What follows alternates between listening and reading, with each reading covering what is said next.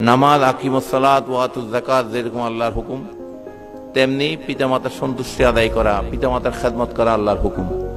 যে সন্তান একবার মোহাব্বতের নজরে তার বাবা মার দিকে তাকায়, 3 বার মকবুল হজের সওয়াব পেয়ে যাবে। সুবহানাল্লাহ। পিতামাতার সন্তুষ্টি আল্লাহর সন্তুষ্টি বলেছে। আর যুব সমাজ এখন কথা দিয়ে পিতামাতাকে আঘাত করে, যে কথা মায়ের থেকে শিখে বড় হইছে। বাবার সমস্ত জীবনের সাধনা যে সন্তানের উপর, নিজের সুখ, নিজের সমস্ত কিছু সন্তানের উপর দিয়ে দিয়েছে সন্তানের ভালোর জন্য, সেই বাবাকে, সেই মাকে যারা কষ্ট দেয়, এদের চেয়ে বড় নাফরমান দুনিয়াতে নেই। পিতামাতার খেদমত যতটুকু সাধ্য করতে হবে, এটা আল্লাহর হুকুম।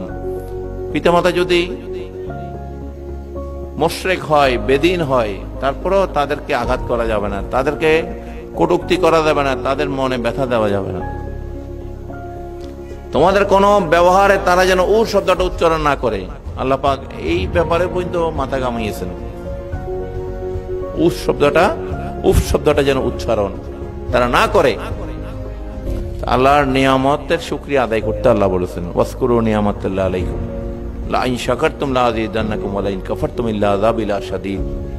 আল্লাহ পাক বারবার বলে, তোমরা আমার নিয়ামতের শুকরিয়া আদায় করো। সুবহানাল্লাহ।